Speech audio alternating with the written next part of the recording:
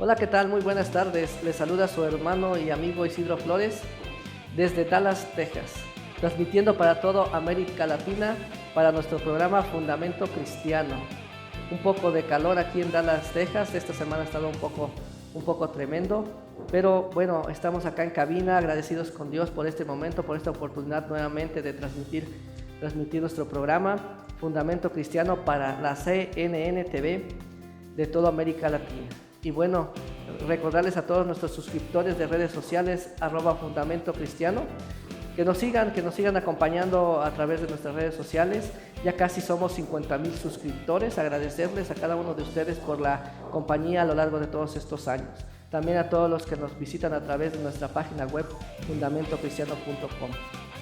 Y bueno, la semana pasada recordemos que tuvimos aquí directamente en cabina al pastor Ures Machado Treviño, al pastor Miguel Pérez y al presbítero José Saucedo, ¿verdad? Colegas míos, estuvimos debatiendo el tema el Espíritu Santo. Y bueno, esta semana también vamos a echar la casa por la ventana. Tenemos invitados internacionales. Directamente no vinieron a cabina por temas de logística, pero van a estar a través de sus cámaras desde los diferentes países de donde ellos radican. Y bueno, vamos a comenzar a presentarlos. Primeramente tengo a la licenciada Janet Argüelles García. Es una catedrática española especializada en filología griega, graduada con honores en 2018 en la Universidad Complutense de Madrid, especializada en la lengua y literatura del cristianismo primitivo. Es autora e escritora de numerosas obras en el ámbito cristiano. Participó en investigaciones sobre literatura apócrifa del Nuevo Testamento. En 2019 publicó su libro Las concepciones de la inspiración en los 2 primeros siglos del cristianismo. Y en 2022 publicó otro libro llamado Orígenes del cristianismo, antecedentes y primeros pasos. También recibió el premio extraordinario de doctorado otorgado por la Universidad Complutense de Madrid. Sea usted bienvenida, licenciada Janet, a su programa Fundamento Cristiano. En segundo lugar tenemos al arqueólogo Alan José Rubio Telles. El señor Rubio es un arqueólogo israelita, también profesor, conocido por sus excavaciones en Jerusalén, especialmente en los túneles del Muro Occidental. En 2010, el señor Rubio se graduó en Arqueología e Historia Judía. En 2013 terminó su maestría y en 2015 obtuvo el doctorado en la Universidad Hebrea de Jerusalén. Enseñó hasta el 2019 en la Universidad Bar-Ilan de Israel y actualmente es profesor de la Mitchell College en la Universidad de Toronto, Canadá. En 2018 publicó el Atlas de la Jerusalén Bíblica y en 2023 publicó el libro El túnel del Muro Occidental de Jerusalén. Pertenece a diferentes organizaciones, entre las cuales tenemos la Asociación Internacional de Arqueología del Caribe. Es miembro activo de la Asociación Mundial de Historiadores Arqueológicos y también pertenece a la Sociedad Americana de Arqueología. El señor Rubio es conferencista también, es invitado a diferentes países como Estados Unidos, Canadá, Gran Bretaña, Irlanda, Italia, Francia, Suiza y muchos más, pero no había tenido la oportunidad de dar conferencia para México, en especial para México, pero sí para algunos países de habla hispana. Y bueno, por primera vez lo tenemos en Fundamento Cristiano. Sea usted bienvenido, señor Alan José Rubio Telles, y gracias por recibir nuestra invitación y estar acá en nuestro programa. También tenemos a la profesora Ana María Guadalupe Tomás, profesora de Historia y conferencista internacional. La profesora Ana María nació en la hermosa ciudad de Bogotá, Colombia, y sus antecedentes de ella es que no fue cristiana, era atea. Se convirtió al estudiar la cosmovisión cristiana, la arqueología y otras disciplinas. El 1 de mayo de 2013, la profesora Ana María fundó Revolution Time Ministries, una organización cristiana protestante que nace con el propósito de desarrollar herramientas que ayuden al creyente a proclamar, enseñar y defender su fe de una manera clara y sencilla. Ese mismo año lanzó la estación de radio online Nexus Stereo. Un año más tarde crea GO Missions, que es un ministerio de movilización y alcance misionero para todo Colombia, y en 2019 fundó junto con su esposo una academia cristiana. También fungió en el 2022 como conferencista en el Encuentro Global de Defensa de la Fe, celebrado en Caracas, Venezuela. Sea usted bienvenida a la sala, profesora Ana María. Gracias por concedernos la invitación de estar en nuestro programa. Y por último, y no menos importante, tenemos a la doctora Sofía Hernández Olivares. La doctora Sofía es teóloga, pastora y maestra en la Universidad del Valle de Tepexuca, California. Actualmente también es la presidenta de la Universidad de New Holland, California. Ha sido reconocida por Christianity Today como una de las teólogas más influyentes de nuestro tiempo y ha sido una invitada frecuente a nuestro programa Fundamento Cristiano. Ha escrito y editado más de 150 libros, de los cuales se puede destacar Biblias de estudio. En 2004 se graduó con honores y obtuvo su maestría en el Seminario Teológico Talbot de la Universidad de la Miranda, California. También es conocida por su programa de radio de enseñanza cristiana llamado Grace to You, Gracias a Vosotros, que se transmite en gran parte del mundo. En 2022, la doctora Sofía fue coordinadora del Instituto de Formación Pastoral de la Federación de Iglesias Evangélicas. En 2016 fue coordinadora de la Maestría en Estudios Teológicos y actualmente se ejerce como catedrática en la Universidad Nacional de Estudios Teológicos en Tepexuca, California. Sea usted bienvenida, doctora. Gracias nuevamente también a usted por estar en nuestro programa. Y bueno, vamos a iniciar con nuestro programa Fundamento Cristiano, y el día de hoy vamos a estar profundizando un tema: la resurrección, si es falsedad o es historia. Bueno, y sin más preámbulo, vamos a iniciar con nuestro tema del día de hoy: la resurrección, falsedad o historia. Y para ello voy a estar otorgando la palabra a cada uno de nuestros invitados, y vamos a iniciar con la licenciada Janet. Licenciada, desde una perspectiva histórica, ¿qué nos puede decir sobre la resurrección de Jesucristo? Buenas tardes. Antes de empezar me gustaría agradecerle esta oportunidad de poder estar en este programa tan especial llamado Fundamento Cristiano. Agradezco la oportunidad de poder hablar sobre la resurrección de Cristo como un evento histórico. Y bueno, respondiendo a la pregunta, pues la resurrección es un evento histórico en donde Dios pues actuó en un determinado tiempo y espacio de la historia. Existen bastantes autores que nos hablan sobre este tema y uno de ellos es Wilbur Smith. Él nos dice que el significado de la resurrección es un asunto teológico, pero el hecho de la resurrección es un asunto histórico. Esto es algo muy interesante porque es verdad, o sea, realmente no podemos separar lo teológico incluso de lo histórico, y podemos encontrar bastante evidencia histórica, tanto geográfica, tanto sobre fechas, sobre personajes, sobre costumbres que se tenían en ese determinado tiempo y espacio del que nos habla, en el tiempo pues que vivía Jesús y en el que fue su resurrección. Algo muy interesante también que nos dice este autor es que él nos narra y nos dice que el lugar se halla geográficamente definido. El hombre que poseía la tumba era un hombre que vivía en la primera mitad del primer siglo. Esa tumba estaba hecha de roca en la falda de un cerro cerca de Jerusalén y no estaba compuesta de alguna mitológica tela de araña, lo cual nos narra, ¿esto qué quiere decir?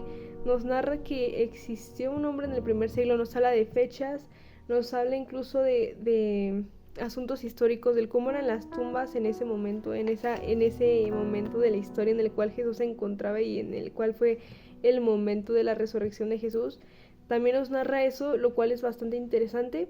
Y otra cosa que nos dice es que ¿dónde estaba lo doctrinal en esto? ¿No? Este autor nos decía, ¿dónde está lo doctrinal en relación con esto? Esto es un problema más que nada histórico, es algo que nos comentaba. Y aparte de la evidencia que podemos encontrar en la Biblia, existen muchos otros personajes que nos hablan incluso de esto, como es Ignacio, del año 50 al 115 después de Cristo. Este era un hombre, era un obispo de Antioquía, que también era discípulo del apóstol Juan. Este hombre, pues, en sus epístolas que fueron escritas durante su viaje desde Antioquía hasta lo que fue su martirio, nos narra de Jesús, sobre su crucifixión, incluso también nos narra sobre su resurrección. Algo que nos dice en sus epístolas, por así mencionarlo, es que nos dice, murió de verdad y fue sepultado y se levantó de entre los muertos. Entonces hay personajes externos a la Biblia que nos comentan sobre este evento histórico que ocurrió. incluso tiempo después, lo cual no tenía realmente mucho tiempo de que había sido realmente este evento histórico. Y otro personaje es Justino Mártir, del año 100 al 165 después de Cristo. Él fue un filósofo y fue un mártir. Este hombre estaba siempre como en busca de la verdad e incluso era un celoso platonista que llegó también a ser un creyente, y este hombre pues incluso llegó a la comprensión de que mientras lo que era la filosofía te llevaba como a proposiciones intelectuales, el cristianismo realmente como que te hacía conocer como a Cristo, ¿no? O sea, realmente te hacía conocer a Dios a Dios mismo interviniendo en lo que es el tiempo y el espacio. ¿A través de quién? Pues de Jesús. Y este fue como uno de los autores también que nos habla sobre esto. Otro de ellos podría ser Josefo. Él era un historiador judío también, pues que había escrito a finales del primer siglo después de Cristo. Este hombre pues era un hombre que, como mencioné, era un historiador, y en sus pasajes, en sus fascinantes pasajes de las antigüedades, nos narra, incluso aquí yo pude investigar, que apareció vivo al tercer día. Narra sobre Jesús, pues se apareció vivo a ellos al tercer día. Habla de que Jesús se había aparecido vivo a sus discípulos al tercer día. También nos dice algo muy interesante que realmente hace ruido respecto a esto, de que y aún ahora la casta de los cristianos, llamada así por causa de él, no ha desaparecido. Esto pues qué quiere decir, que por algo no ha desaparecido, ¿no? Realmente creo que incluso el cristianismo, y incluso que ha llegado hasta estas fechas, habla sobre evidencia histórica sobre lo que pasó, porque ¿de qué serviría que las personas creyeran en alguien que no existió? Entonces realmente también esto nos da como entrada a verlo desde una perspectiva, a verlo, a tenerlo como evidencia histórica. También, pues así como esto, hay personas que intentaron como refutar esto que nos decía este hombre, Josefo, este historiador. Nos decían que habían intentos pues para demostrar que Josefo realmente no había escrito esto, ¿no? Y sin embargo también pues este pasaje es algo que nos dice un autor llamado Michael Green en El hombre vivo. Se halla en el texto de Josefo, que fue utilizado por Eusebio en el siglo IV. Entonces pues realmente no puede ser refutado de esta manera. También otra cosa que nos ayuda a ver que esto no puede ser refutado es que Josefo era un historiador que pues realmente escribía para complacer a los romanos. Entonces el hecho de que él escribiera esto pues realmente no le convenía incluso a él, porque pues no es como que los romanos se fueran a agradar de esto, porque sabemos que obviamente las creencias eran muy distintas. O sea, pues no era como que algo que a él le conveniera, ¿no? En lo más mínimo pues le iba a ser de agrado a los romanos, y pues difícilmente él lo había incluido si no fuese cierto esto. Entonces eso es en parte bastante evidencia de lo que yo puedo encontrar respecto a la evidencia histórica de la resurrección de Cristo. Y no solo eso, también encontré otros autores, como lo es el profesor Ernest Kevan. Este profesor establece pues que el libro de los Hechos también es evidencia y sirve, ¿no? Que es un libro que fue escrito por Lucas en algún tiempo entre el año 63 después de Cristo. Él nos habla que él explica en el prefacio que reunió esa información de testigos oculares. Incluso nos dice que el mismo Lucas fue un testigo ocular de todo lo que ocurrió en ese momento, y fue un testigo contemporáneo de primera mano. Este no hubiera sido aceptado por la iglesia de haber sido su exactitud errónea, porque realmente eran contemporáneos. Entonces realmente si no hubiese sido así, los hechos no hubieran ocurrido como ocurrieron y son narrados en este libro, entonces la iglesia en ese momento, la iglesia primitiva, no lo hubiera aceptado. Es por eso que se le da bastante, pues se acepta este libro como también evidencia histórica de esto. Y algo también muy interesante que nos dice este autor es que para la confirmación de lo que se dice ser un hecho histórico, no hay documento que se estime de mayor valor que las cartas contemporáneas. Es por esto que esta también se acepta como una evidencia bastante notoria. Gracias, licenciada, muy buena aportación, gracias por aclararnos ese punto. Ahora, también hemos recibido algunas preguntas del público, de nuestros suscriptores. ¿Qué testimonios de la resurrección hay, licenciada? Sabemos bien que están los evangelios, pero que hablan de ello. Pero los padres de la iglesia, el círculo más cercano a Jesús, ¿qué testimonios hay? ¿Fueron testimonios verídicos o fueron testimonios inventados? Platíquenos desde un punto histórico. Sí, respecto a esta pregunta, sí existe bastante información sobre los testimonios de la historia y de la ley. Un autor llamado William Lane Phelps, un profesor realmente de literatura inglesa en Yale, pues nos dice que, bueno, el cual fue por más de 40 años autor de unos 20 volúmenes en sus estudios literarios del Evangelio y la naturaleza humana, citado por Wilbur Smith, nos dice que en toda la historia de Jesús el evento de la resurrección es el más grande de todos. Y nos dice que es alentador saber que está explícitamente por los 4 evangelistas e incluso también relatada por Pablo.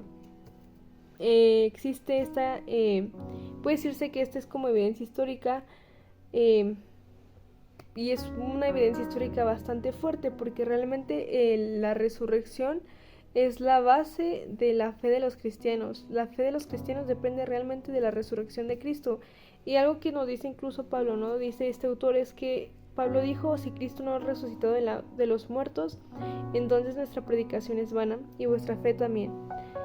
Esto es como evidencia también de lo que podemos encontrar. Existen personajes, como lo son incluso los discípulos, que dan testimonio de esto de una manera muy explícita. Otra cosa muy interesante y otro autor, por ejemplo, es el profesor Ambrose Fleming. Él fue citado por Wilbur Smith también. Este es un profesor emérito de Ingeniería Eléctrica de la Universidad de Londres. Él nos narra sobre los documentos del Nuevo Testamento en su libro Milagros y Ciencia, la resurrección de Cristo. Nos dice: debemos aceptar esta evidencia de los expertos en cuanto a la época y autenticidad de este escrito, de la misma manera o del mismo modo en que se aceptan los hechos de la astronomía sobre la evidencia de astrónomos que no se contradicen entre sí mismos. Entonces nos está diciendo que si estos mismos autores no se contradicen entre ellos, debemos de hacer lo mismo, porque tampoco los autores que son de los evangelios tampoco se contradicen en nada. Entonces, si en este caso, como en el ejemplo de la astronomía y en la evidencia de estos astrónomos que no se contradicen, se debería de hacer lo mismo en este caso en los evangelios, ¿no? de estos autores que realmente no se contradicen en nada de lo que dicen. Es por eso que él dice que esto también es como evidencia y parte de este testimonio de que si no se contradicen, entonces ¿por qué no aceptarlos y realmente con otro tipo de escritos o con otro tipo de evidencias se hace de la misma manera? También nos dice que realmente hay una gran improbabilidad de que el relato de la resurrección presentado por Marcos, que concuerda sustancialmente con el que se da en los otros evangelios, sea pura invención. Realmente, si fuera pura invención, sería muy fácil encontrar en algún punto de algún evangelio alguna contradicción o algo así, porque pues realmente fueron contemporáneos. Entonces realmente era difícil que alguien pudiera que pudieran ser como inventados, porque realmente, a pesar de eso, sí los autores escriben en un determinado tiempo y espacio, entonces no se negaron, porque realmente los hechos fueron no fueron de invención humana. Y dice: esta teoría mítica tiene que ser abandonada, pues no soportará un escrutinio estrecho. Esto también es parte de la pregunta, y espero pues realmente haberla respondido. Y de igual forma pues existe testimonio de los padres de la iglesia primitiva, como nos dice el profesor Sparrow Simpson en su libro de la resurrección y la fe cristiana. Nos dice que a continuación de la cristología, la resurrección es indudablemente la doctrina que mantuvo el lugar principal en la literatura cristiana primitiva. Entonces, realmente es como algo y un hecho bastante importante de mencionar, porque pues esto fue la literatura, realmente en esto se basó realmente la literatura cristiana primitiva, y existe bastante evidencia de esto. El profesor Bernard Ram, en Evidencia Cristiana Protestante, nos dice: en la historia eclesiástica y en la historia del credo, la resurrección se afirma desde los primeros tiempos. Entonces la resurrección es algo que la iglesia primitiva realmente creía, y es algo que estaba bastante presente en ese entonces. Dice: se menciona en la epístola de los Corintios de Clemente de Roma, 95 después de Cristo, el más antiguo documento de la historia de la iglesia. Es un documento bastante antiguo y ya se hablaba incluso de este testimonio de la resurrección. Sparrow también Simpson dice que la substancia del Evangelio de Ignacio del año 115 es Jesucristo, y la religión cristiana consiste en fe en Él y amor hacia Él en su pasión y resurrección. Entonces es algo que se hablaba bastante en la iglesia primitiva, y estaban incluso convencidos del nacimiento, pasión y de la resurrección de Jesús. Entonces realmente los padres de la iglesia incluso pues nos pueden dar luz a estos testimonios que se tenían sobre la resurrección de Jesús. Otro, por ejemplo, Sparrow Simpson también añade que en la epístola de San Policarpo a los filipenses, alrededor del 110 después de Cristo, el escritor habla de nuestro Señor Jesús como habiendo soportado hasta la muerte por nuestros pecados, el cual Dios levantó habiendo soltado los dolores de la muerte. Él dice que Dios levantó a nuestro Señor Jesús de los muertos y le dio gloria y un trono a su mano derecha. Para San Policarpo, Jesús exaltado es el eterno sumo sacerdote, y la oración final del santo obispo de este hombre antes de su martirio fue que él pudiera tomar una porción en el número de los mártires en la copa de Cristo para la resurrección de vida eterna de alma y cuerpo en la incorrupción del Espíritu Santo. Entonces, algo también bastante interesante que nos da testimonio y que pues nos da bastante evidencia de esto es que muchos hombres que eran mártires en la iglesia primitiva realmente daban su vida incluso por alguien de quien estaban seguros que había resucitado. Realmente considero que no por nada creo que dieran su vida, o sea, realmente estaban convencidos de la resurrección. Realmente los padres de la iglesia estaban convencidos de la resurrección de Jesús, al igual que todos los mártires cristianos que fueron contemporáneos de estos padres, y que también muchas veces sufrían martirio, y estaban convencidos. Su fe estaba fundada incluso en esta evidencia sobre la resurrección de Jesús. Y sí, es algo que se habla bastante en la iglesia primitiva, de los padres hablan sobre la resurrección, y es algo que está bastante marcado en esos momentos. Muchas gracias, licenciada, por su participación, y muchas gracias por estar aquí en nuestro programa. El segundo punto, se le vamos a dar la palabra al arqueólogo, al señor Rubio, para que nos explique sobre la escena de la pre-resurrección del Señor Jesús. Y vamos a contestarle unas preguntas que hemos estado analizando, que nos ha estado aquí interactuando a través de las redes sociales, que nos preguntan: ¿Jesús en realidad estaba muerto? Esa es una pregunta que ellos nos preguntan, señor Rubio. Usted nos apoya por ahí con sus comentarios. Tenemos otra pregunta que dice: ¿qué nos puede decir sobre la tumba y la sepultura de Jesús? ¿Qué hay atrás de la tumba y la sepultura de Jesús? Acerca de esta primera pregunta, sobre si Jesús estaba realmente muerto, según mis descubrimientos, el obispo Eusebio de Cesarea escribió una epístola a Esmirna. Él empieza a narrar que los azotes en la antigua Roma eran azotar a la víctima hasta que sus venas estuvieran sus venas quedaran al descubierto, aún sus intestinos quedaran expuestos. En el caso de Jesús, fue una brutalidad muy grande, porque las personas responsables a ejecutar estas tareas, que eran los lictores o los verdugos, ellos pues no habían al servicio de Pilato. Entonces los únicos que podían realizar esta tarea eran los soldados romanos. Entonces la brutalidad de los azotes en el caso de Jesús fue muy exagerado, fue grande la brutalidad con la cual lo azotaron. Vemos también que Jesús, que José de Arimatea fue quien pide el cuerpo de Jesús para sepultarlo. Pero para empezar, pues Pilato, antes de entregar a José de Arimatea el cuerpo, tenía que certificarse que realmente estaba muerto, que Jesús realmente estaba muerto. Pilato entonces decide, según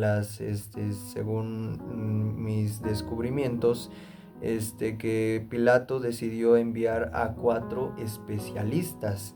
Ellos, estos 4 especialistas, podían distinguir a un muerto con tan solo mirarlo. Entonces, pues no lo iban a engañar, no los iban a engañar a ellos.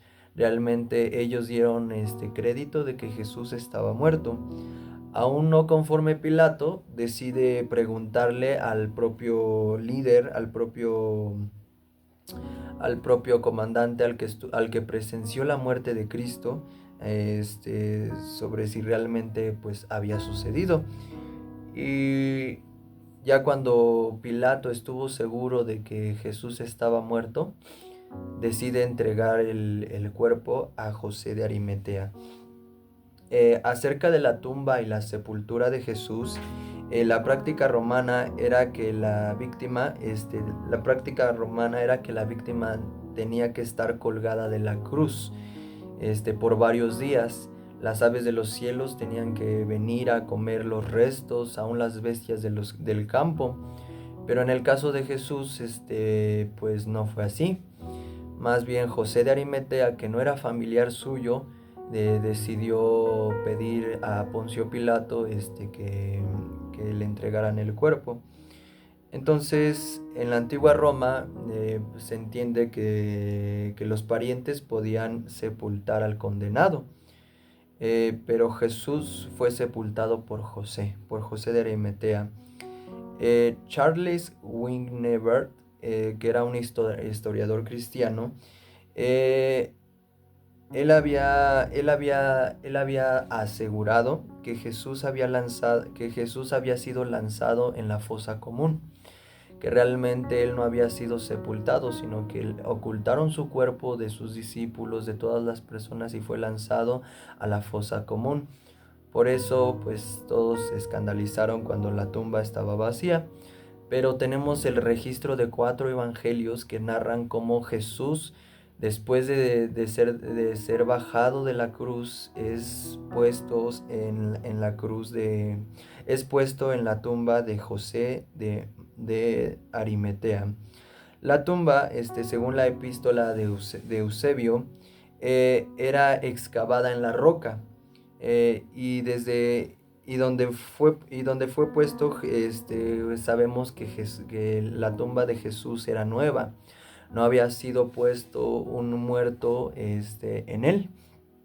Entonces,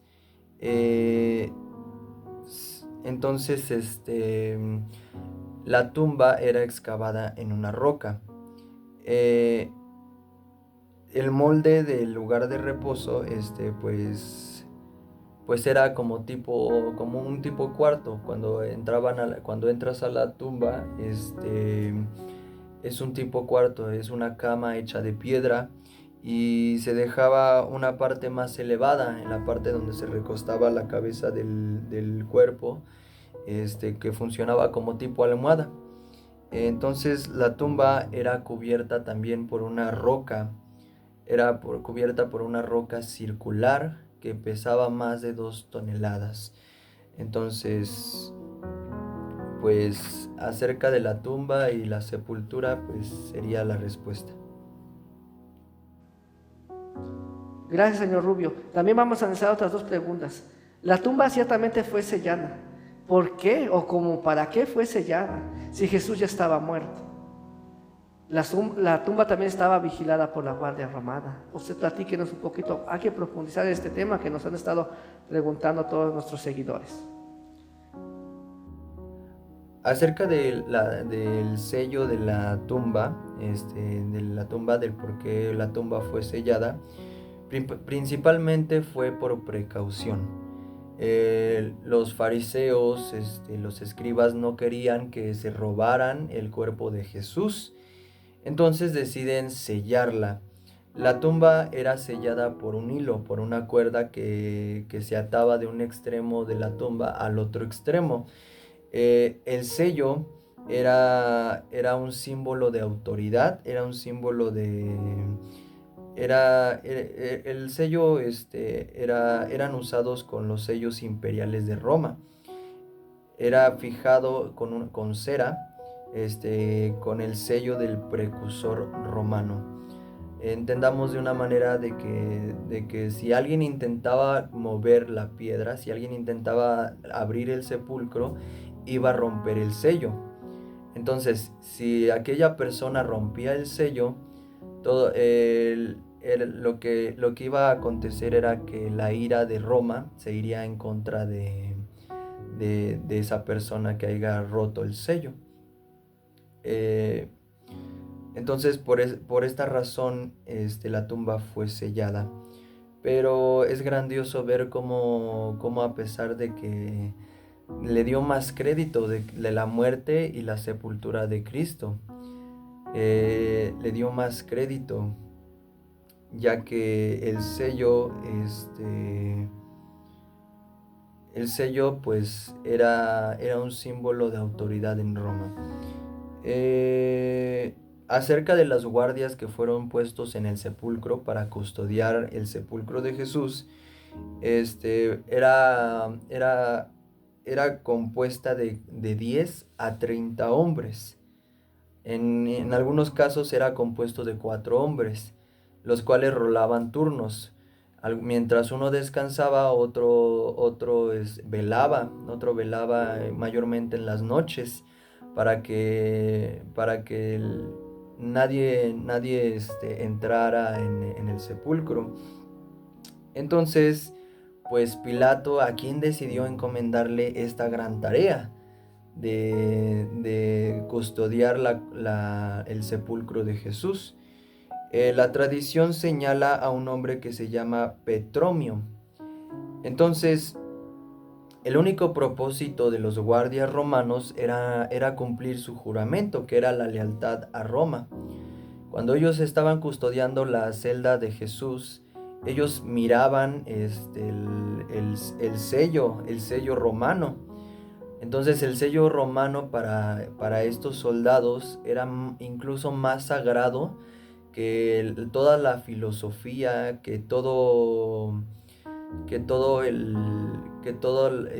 todas las creencias de los israelitas.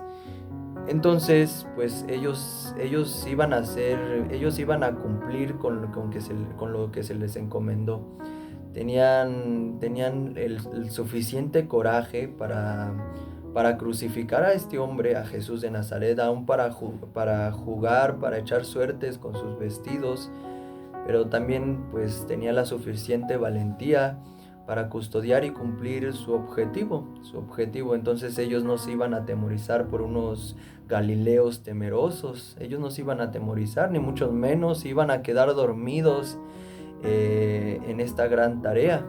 Sabemos en la antigua Roma que el soldado que dejara su puesto, el soldado que se le perdiera una víctima, un preso, lo único que le merecía era la muerte. Entonces, pues ninguno de estos soldados estaba dispuesto a dar su cuello a costa de que perdieran el cuerpo o que el sello fuera roto. Entonces la Guardia Romana pues iba a cumplir su objetivo. Gracias, señor Rubio, gracias. También tengo algunas otras preguntas para usted.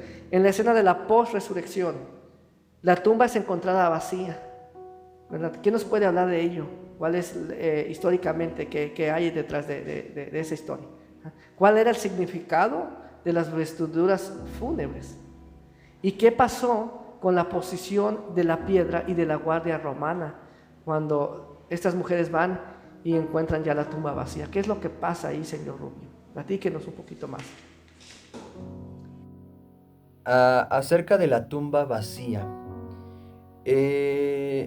La tumba vacía, más allá de lo que podemos ver a simple vista, pues la tumba vacía no logró hacer que sus discípulos creyeran que Jesús, pues había resucitado, sino solamente hasta que lo vieron, hasta que se les apareció a ellos mismos. Pues en sí mismo no hay nada que argumentar. Todos sabían que la tumba estaba vacía, pero lo que es interesante es por qué estaba vacía y qué demostraba este vacío en la sepultura de Jesús. La tumba vacía era solamente una evidencia clara de que Él había resucitado. Hay teorías que señalan que realmente la tumba no estaba totalmente vacía, pero no tiene mucha coherencia este argumento. Si el cuerpo de Jesús hubiera seguido en el sepulcro, entonces los fariseos hubieran tomado la oportunidad, se me hace razonable de que los fariseos hubieran tomado esta oportunidad de sacar el cuerpo de Jesús del sepulcro y presentarlo delante del pueblo para presentar a todos sus discípulos como mentirosos, pero no hay ningún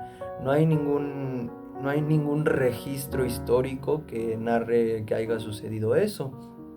También pues no hay ninguna contradicción cuando los discípulos de Jesús hablaban de que la tumba estaba vacía, de que Cristo había resucitado. No había ninguna contradicción. Entonces sabemos que no hay ningún registro bíblico, no hay ningún registro histórico que diga que que la tumba de Jesús no haya estado vacía. Acerca de la posición, acerca del significado de las vestiduras, el registro narra que cuando Juan y Pedro habían llegado al sepulcro, lo primero que vieron fueron los lienzos y el sudario. Nicodemo y Juan fueron los que estuvieron a cargo de envolver a Cristo, a Jesús, en los lienzos, a Cristo Jesús en los lienzos, y también de poner a Cristo en el sepulcro. Entonces podemos ver que lo que les sorprendió a Juan, el apóstol, era que solamente el cuerpo había sido retirado. Los lienzos así tal como fueron puestos, así tal cual estaban. También el sudario así tal cual estaban, como si solamente hubieran quitado el cuerpo de los lienzos y del sudario. En la tradición judía, pues se entiende que el cuerpo del fallecido pues se tenía que envolver con especies aromáticas, con especies pulverizadas en los pliegues. Entonces cuando llegan Pedro y Juan al sepulcro, lo que ven es los lienzos que no fueron manipulados. Esto es lo interesante, de que los lienzos y el sudario no fueron manipulados por hombres, sino así tal cual estaban en el sepulcro. Esta es también una evidencia clara de lo que Jesús les había dicho, de que Él había de resucitar. Entonces, un ejemplo claro para que podamos comprender más esto es como cuando el capullo de una mariposa. Sabemos que pues el gusano hace un capullo y de ahí nace una mariposa. Entonces pues Jesús dejó este sudario tal y cual estaba, así tal y cual como estaba, y solo desapareció su cuerpo. Entonces el significado de las vestiduras es que Jesús había resucitado. Acerca de la posición, el sello y la guardia romana, sabemos que la piedra, el registro evangélico dice que solamente fue movida, rodó simplemente, rodó del lugar, rompiendo el sello romano. Los guardias, cuando presenciaron el terremoto, el registro evangélico narra que hubo un terremoto y el ángel del Señor descendió y movió la entrada, movió la roca en donde estaba Jesús, Ellos estaban atemorizados, estaban totalmente atemorizados. Entonces vemos que los guardias romanos estaban en serios aprietos, pues el cuerpo había desaparecido y el sello había sido roto. Entonces en lo único que se podían fiar eran en los sumos sacerdotes. Entonces pues vemos aquí pues grandes hechos históricos que revelan cómo Jesús resucitó. Bueno, pues sería mi participación. Muchas gracias. Muchas gracias, señor Rubén, por su aportación. Sabemos que es una persona muy ocupada y que se pudo dar un espacio para estar en nuestro programa. La verdad, le agradecemos infinitamente. Como cuarto punto, vamos a dejar la palabra a la profesora Ana María. Profesora Ana María, hay muchos que nos preguntan o nos dicen si nuestra fe es objetiva. Y para ello, para ello podemos hablar de cuál fue la importancia de que Jesús apareciera a sus discípulos. ¿Qué importante fueron las apariciones de Jesús a sus discípulos? Una evidente y objetiva y clara acerca de las apariciones de Jesús en la antigua polémica judía. El mensaje cristiano, el cual permanece en los evangelios. En el informe, por el contrario, compartimos la convicción en cuanto a la tumba estaba vacía y las prontas apariciones de nuestro Señor Jesucristo. En el libro de Juan, capítulo 20, versículo 11, nos habla y nos narra sobre la aparición a María Magdalena. Un hecho histórico establecido. Esa tumba vacía está. El cristianismo ha discernido siempre una importante lógica de la creencia que la tumba se hallaba vacía. Al tercer día, las narraciones evangélicas concuerdan de que el Señor se había aparecido a los suyos y los había vivificado para una nueva vida de victoria. Las vidas transformadas de los discípulos, su constancia heroica, su paciencia, su valentía intrépida. Ellos tenían todos los motivos posibles para examinar cuidadosamente los fundamentos de su fe y evidencias de los grandes hechos y verdades que lo afirman. Platíquenos un poco también sobre las teorías de la resurrección de Jesús y cómo podemos refutarlas como cristianos, porque está la teoría del desmayo, está la teoría del robo y está la teoría de la alucinación. Platíquenos cómo podemos hacer frente a esas teorías, cómo refutarlas. Falsas teorías urdidas para refutar la resurrección de nuestro Señor Jesucristo.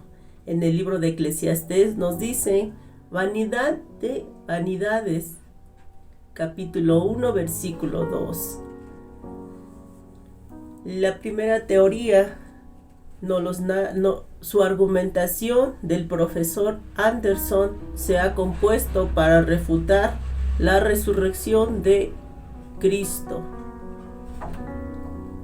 Eso es lo que dice el argumento del profesor. La explicación de ellos es: Cristo fue verdaderamente clavado a la cruz y sufrió terriblemente por causa de la impresión, por la pérdida de sangre y por el dolor se desmayó, pero no murió. Realmente bajado de la cruz en un estado de desfallecimiento, lo colocaron en el sepulcro, dice en la argumentación de Anderson. Y el lado y reposo, sepulcro, lo revivió y salió del lugar y se fue. Esta es la argumentación del profesor Anderson.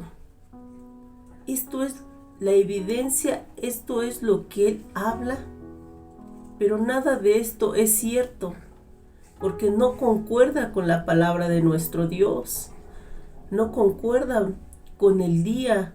Al tercer día resucitó nuestro Señor Jesucristo y salió de esa tumba.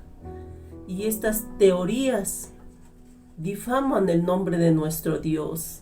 Y no le damos credibilidad a estas teorías porque son falsas. Creemos en Cristo resucitado, en nuestro Cristo y sus apariciones en este día.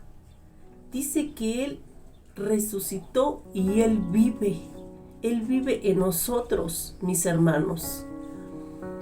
Una teoría más que argumentan de igual forma las autoridades religiosas, las autoridades romanas. Dice la teoría del robo. Los guardias fueron a la ciudad y dieron aviso a los principales sacerdotes todas las cosas que habían acontecido, y reunió al consejo y le dieron mucho dinero a los soldados, diciendo: sus discípulos vinieron anoche y lo hurtaron, y estando nosotros dormidos, si lo oyeron, el gobernador nosotros le persuadiremos y os pondremos a salvo. Este dicho se ha divulgado hasta el día de hoy. Pero ¿cuál es la verdad? La verdad es que nuestro Señor Jesucristo, Él vive. Él nadie lo robó de la tumba. Estas teorías falsas, donde dicen que es un desmayo, donde nos hablan que es un robo, es falsamente la información. La información en la Biblia está la verdad, y con esto no existe comparación, mis hermanos.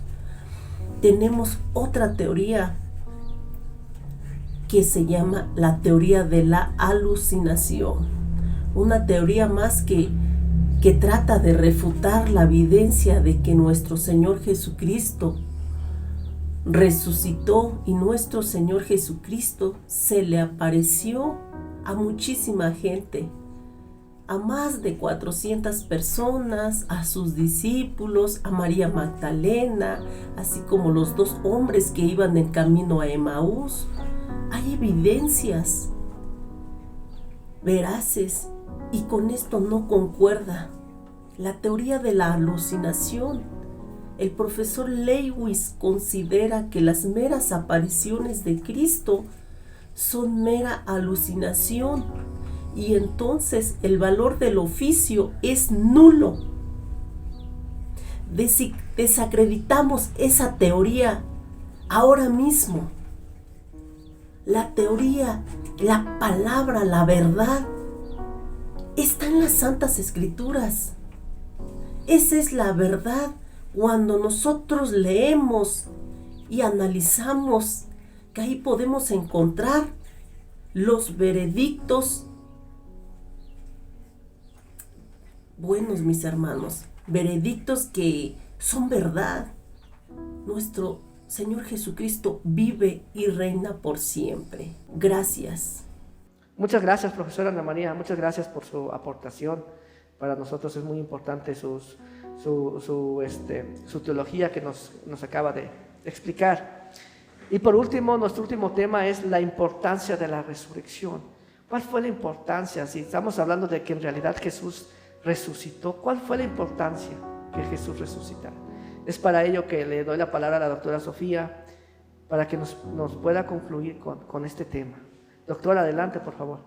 Vamos a tratar, conforme a la pregunta, hermano, vamos a tratar de profundizarla un poco, de hablar de ella. ¿Cuál es la importancia de la resurrección de Cristo?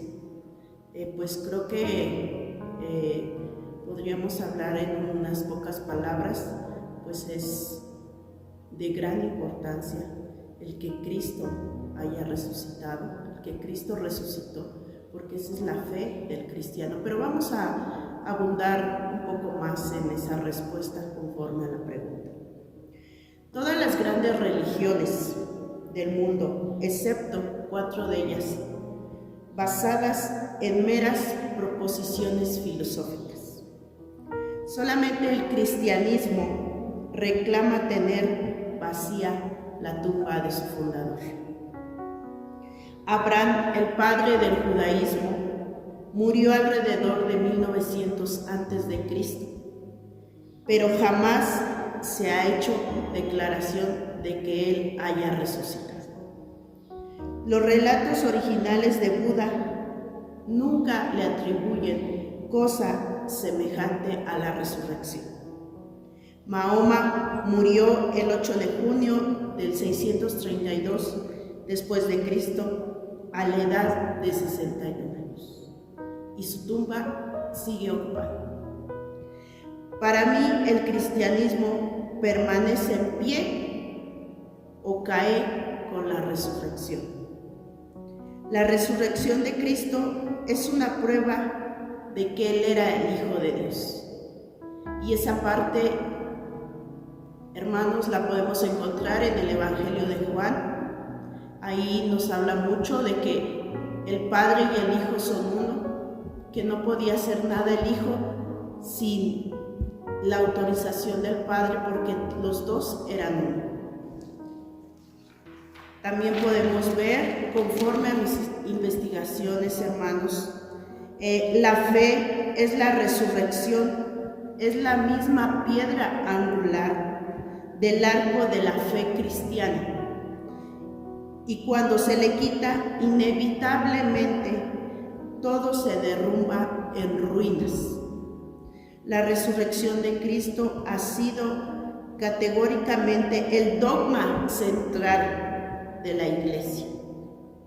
Desde el primer día de su vida divinamente impartida, la Iglesia cristiana ha presentado de manera unida un testimonio de su fe en la resurrección de Cristo, que podemos llamar una de las grandes doctrinas fundamentales y convicciones de la Iglesia, y penetra de tal modo la literatura del Nuevo Testamento, que si uno quitase todos los pasajes en los cuales se hace referencia a la resurrección, quedaría con una colección de escritos tan mutilados que sería imposible comprender. La resurrección penetró íntimamente a la vida de los cristianos primitivos. El hecho de ella aparece en sus tumbas y en los dibujos hallados en las paredes de las catacumbas. Penetró profundamente en la himnología cristiana. Llegó a ser uno de los temas más vitales de los grandes cristianos apologéticos. Toda la evidencia del Nuevo Testamento está encaminada a demostrar que Cristo resucitó. El cristianismo no sostiene la resurrección como una entre muchas doctrinas. Sin fe en la resurrección no habría cristianismo en lo absoluto. El cristianismo es una religión histórica. Afirma que Dios ha corrido el riesgo de involucrarse en la historia humana. Y allí están los hechos para que uno los examine con el mayor rigor. Soporta cualquier cantidad de investigaciones y de críticas. La resurrección de nuestro Salvador es verdaderamente de gran importancia en el cristianismo. Tan grande es que el hecho de que Él sea o no sea el Mesías permanece en pie o cae con Él. De modo que estos dos importantes artículos son inseparables. Y en efecto son uno, pues desde aquel tiempo, si se cree uno, se cree ambos. Si se niega uno de ellos, no se puede creer en ninguno. La resurrección de Cristo es la verdadera ciudad de la fe cristiana. Esta es la doctrina en el primer siglo. Trastornó al mundo, que elevó al cristianismo preeminentemente sobre el judaísmo y sobre las religiones paganas del mundo mediterráneo. Si se acepta esto, asimismo debe de admitirse casi todo lo que es vital y característico en el Evangelio del Señor Jesucristo. Y si en pocas palabras podemos resumir todo lo que acabo de explicarles, de leer conforme a mis escritos, hermanos, podemos resumirlo en pocas palabras. Si Cristo no resucitó, vana es nuestra fe.